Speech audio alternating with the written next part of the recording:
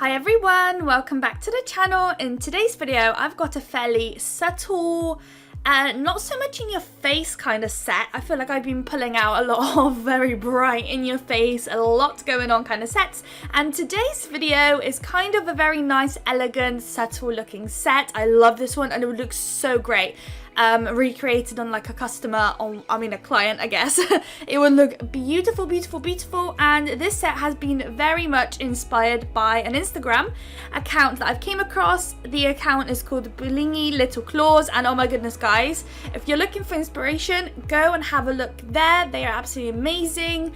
Amazing nails. I am obsessed, and today's set is inspired by them. It's not a full recreation. We did do a little twist of our own, just something I prefer to do, just to kind of make it a bit more of a me kind of set. So yeah, so with our base colors, we've got two colors. We've got a nude and we've got a pink. The pink is from Madam Glam and the nude is from, oh, can't remember now, but it's a very, very similar shade to my favorite nude, which is from Cloud Beauty, shade N17, I believe. Very nice nude, my all-time favorite. This one is like the runner-up. It's very close up there, but it's still not number one. It's number two, but it's one of my really nice second favorites. So for our base colors, we're going to do one full pink nail, and then the rest of them are going to be nude. And that's because if you watch me, you know that usually with my ombres, I do a white background usually, and then I do my ombre just to kind of make the colors more vibrant and just to kind of make the ombre take less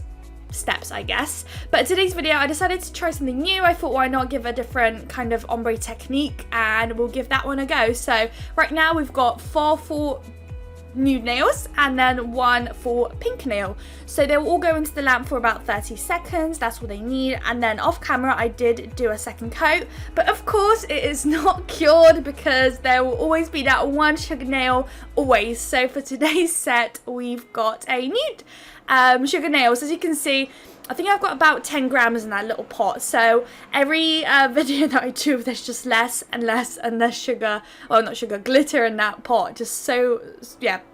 I'm going to be quite impressed when I use 10 grams of glitter because I've never noticed, because I always use those big bags, I'll never know how much I'm using. And to use up 10 grams of glitter, that's a lot. Like, these glitters last a long time. So the whole set has been cured, and here we've got Cyrus, I don't know how you say that name, but Madam Glam were kind enough to send me this beautiful matte glittery top coat. So I thought, why not give it a go for this set and see how it goes. I think it's absolutely beautiful when it's still glossy. So here you can see it's very sparkly, a beautiful, beautiful top coat. And then of course when it gets cured, it does kind of lose a bit of its shine. I kind of was expecting it. It is a matte top coat. I don't really know what I was hoping. Right there it's very, very sparkly, but after it comes out, not so much, but it's fine. It still gives that little hint when the light hits it, which is great. So now we'll start from our ombre, and we've got 2 nails. So the idea is that we've already applied our first, like, the base color, so all we need to kind of do is that tip. So I'm going in with the lot of pink, and I do apply a very tiny little amount of nude onto that sponge just to help the ombre effect. But yeah, it's kind of a new technique I decided to try, and it did work very nicely, which is quite nice. So I'm still using the same idea with the clear acrylic. So I apply my gel polish, the ombre onto the nail, and then I sprinkle a clear acrylic, and then I pop it into the lamp, and I repeat this process until I am happy. There's all sorts of ways you can do this. Of course, this one is the first time I did it a different way, but usually you can just go straight with your sponge and start applying it onto just a clear nail and create your ombre, or you can apply a white layer, then go in with your coloured ombre just to kind of give it a bit more brightness, I guess. It's all kind of down up to you, but yeah, I kind of like this idea. I feel like I run out of white way too much, so I was kind of trying to experiment in ways that I can not use white. It just feels like every other set I'm just kind of reaching for white, and I just need to kind of stop. So I ran out. I'm trying to get some new. I have ordered some. I'm just waiting for it to come, so I'm just trying to make do with what I've got. So this is a new technique, I guess, and it has really much worked, I reckon. It has, definitely. I feel like just because the pink is a fairly, not so much of a on the bright side kind of pink, it did constantly feel like the pink wasn't bright enough on the ombre, but it definitely was. So whilst I was happy, I think I did about 3 layers, I popped into the lamp, and now it's time to matte top coat our pink nail. So that one will go into the lamp. The matte top coat I'm using is from Venalisa.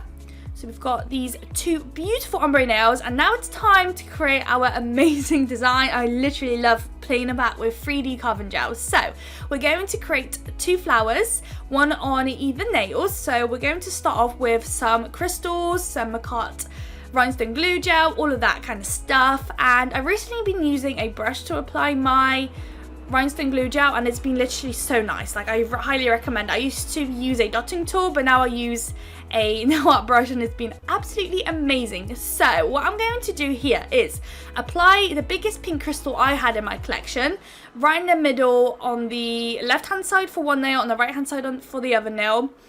In the middle, that crystal you will see in a moment. I will kind of place them next to each other just to see if it's definitely in the same place. I did try to adjust it a little bit, but it's kind of not too important just because those nails won't be next to each other, so you won't be able to see too much. But in case you are recreating it right next to each other, then it will be quite noticeable if they are not too close. So now that that one has been cured, I'm going to go around that main crystal with slightly smaller pink crystals. I don't know if you're able to tell too much that it's pink, but it is pink. It's a beautiful pink. I love these crystals. I'll try not to forget and to link them. They are beautiful. They sparkle so much in person. They are literally a game changer. I got these on AliExpress. They are literally super affordable, super beautiful. Highly recommend. So like you saw, I'm going to apply the crystals, just kind of following, going around that main crystal. Once I'm happy, I will cure it, and then we'll be able to crack on with our 3D carving gels. I absolutely love them things. They are amazing. I've already done like a video of, like, I think it was like 3 ideas of what you can create with 3D carving gels. I think I did a butterfly and 2 different kind of flowers, but I need to kind of do more videos with those because they literally need more attention. They are just amazing, and they have so many colors, and they are so affordable. If you're not into acrylics but you love that kind of 3D flower look, this is amazing. And it's almost like it's gel, literally. Like, it doesn't cure until you put it into the lamp, which is another thing with acrylic. Of course, you kind of, against time, you have to get the right consistency. This is just ready consistency. You just place it, manipulate it how you want it, what kind of shape and size you're going for, and it's done. Like, it's literally amazing. So I will have to do a video. I do want to get all the colors available so I might do that soon, and then do a whole video kind of showing you guys the different colors, what you can get, how much I paid for them, all of that kind of stuff. But as you can see here, I'm just getting a little dotting tool, and I'm scraping up however much you want. It's all kind of down to you how big the nail is, how big of a petal you want to do. And I'm creating, I think it was 3, 4, 5 circles, little balls. The 3 kind of in the middle I was trying to make slightly smaller. The ones right at the top and one right at the bottom, I was trying to make slightly bigger because that it will be a bigger petal. I was trying. It can be quite difficult just to get them how you want them. And here's my silicone tool, this little pointy one. This is the one I always use. And what I was dipping my little tool in was some nail prep cleaner. So I use that to kind of dip it in there, make it a little bit wet so that it doesn't stick to the 3D carving gel. 3D or 4D carving gel, I don't know. On the website it's called 4D carving gel, but I kind of always call it 3D carving gel. And then at an angle, I'm pressing down on those little balls, creating a petal. So the 3 petals that we will create on the middle bit are the most easiest petals to ever create. They are super easy, very, like, literally amazing. I always do them with one little press and they're done. The longer petals, the one right at the top and the one we'll do right at the bottom, was a struggle. It does take a little bit of practice, kind of making sure, you know, knowing where to place your brush and everything, but they are so worth it. I think they're amazing. I've always been obsessed with those acrylic 3D flowers. I think they're beautiful, especially on clients. Like, they're beautiful. So if you have ever wanted to create them, highly recommend this 3 or /4D carving gel. Amazing. If I also don't forget, I will leave a link in the description. I might also leave a link to that video where I was kind of walking you guys through a bit more in depth probably on how to use these 3D carving gels and the different colors I had at the time on my collection. They have way more colors, and you know, we can also maybe create a little video of kind of trying out different brands on AliExpress of carving gels, and maybe even put in like a branded expensive carving gel to the test against like an AliExpress quality, which I think would be so fun to see how kind of different they are, if even at all, then you guys will know where to spend your money.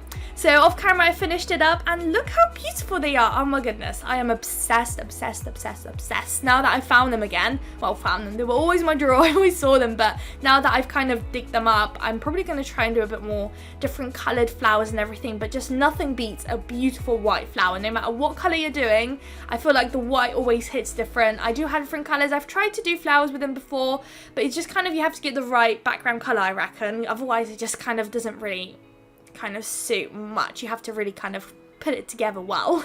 So now that they've been cured, I am going in with a top coat. The very last time now that we are top coating, and we are matte top coating these bad boys, so I'm just going to very carefully go around those flowers, matte top coat. The flowers cure kind of matte in a matte way, so they look quite matted. I never tried to glossy top coat them, so I don't know what they would look like, but with them being matte, it does create that literally acrylic kind of look, because that's how the acrylic flowers would look as well. So I love that. I would not change it any other way, but in case you do want to maybe make them glossy, give it a go. Try and glossy top coat, who knows what it will look like, but maybe it will be a little game changer for you. So I'm just going to matte top coat these, pop them into the lamp, and all we've got to do now is just that beautiful middle nail there, the pink one. And for the pink one, it's a fairly simple idea. We're going to use some Glitter Bells Unbelievable Gel. I kind of want to show you guys how broken it became. It just cracked everywhere. It's not very good, and it kept happening to the rest of them as well. So I don't know whether it's a me problem or a everyone problem. Maybe I've just been too rough with them, although I wouldn't say so, but who knows, maybe I had to be extra delicate and I wasn't. Who knows. But I'm going to place a little bit on my little plate, on my little DIY plate. I couldn't find my plate, so I had to just kind of improvise. And I'm going to do 2 lines, so one coming from like the top left hand side, and I'm going to drag it down to the right hand side at the bottom, and then I'm going to cure it just because I was too worried I was going to wreck it. So off camera I kind of perfected the line, popped it into the lamp, and then I'll come back to you guys and I will show you guys the other line, which is about now. So for the other line, we're going to start off at the top right hand side and drag it to the left, but we're going to kind of finish up the line a bit higher up compared to the other one. So once again, once I'm happy with the line and I perfected it, the thickness is how I want it, I am going to pop it into the lamp to cure these, cure tack free, which is why I wanted to use them, because they cure tack free and they're glossy. So I kind of like that idea where the background's matte and then the lines are glossy. I like that kind of vibe. And now it's time to mess about with our crystals. So now it's kind of time for the crystals, and the crystals I decided to play with is the silver one. So we're not going to use any pink ones. Those are beautiful clear silver, I guess, crystals, and we're going to use 2 different sizes. So right now I'm using the bigger size of the 2. I'm sorry, I can't remember the sizes, and I don't really have my pots labeled, and I'm not that kind of crystal known to just look at a crystal and know what size it is, I'm afraid. But I'm just going to kind of follow that white line right to the bottom, and then I'm going to cure it. I just kind of wanted to cure it. I don't know, in today's set I was constantly worried I'm going to mess something up. I don't know what it was today, but it's just been a mess. So now that they're cured, we can work on the other crystals. So this is the area and the side that we're going to follow the line on, and for the other crystals, those are the smaller crystals now. They're not much smaller. When they're actually placed on the nail, you can't tell too much unless you really look at the set and really kind of see that it is different, which is fine. You can therefore kind of use the same size if you really wanted to, but I kind of wanted to use slightly smaller ones. And I'm just going to follow the line. I also decided to use silver ones because the background's pink, so I didn't really want to be using pink on pink, just kind of wanted to have that little contrast there. Once again, once I'm happy, I will pop this bad boy into the lamp, and here is our final result. How cute is this set? Oh my goodness, oh my goodness. I was obsessed when I created it. I could not wait to edit it and get it out to you guys. So let me know what you guys think. I think those flowers are beautiful and I can't wait to create more, and I hope you guys also find it very useful and give it a little go. So I hope you guys liked this video. If you did, don't forget to like, comment and subscribe, and I will see you all in my next video. Bye guys!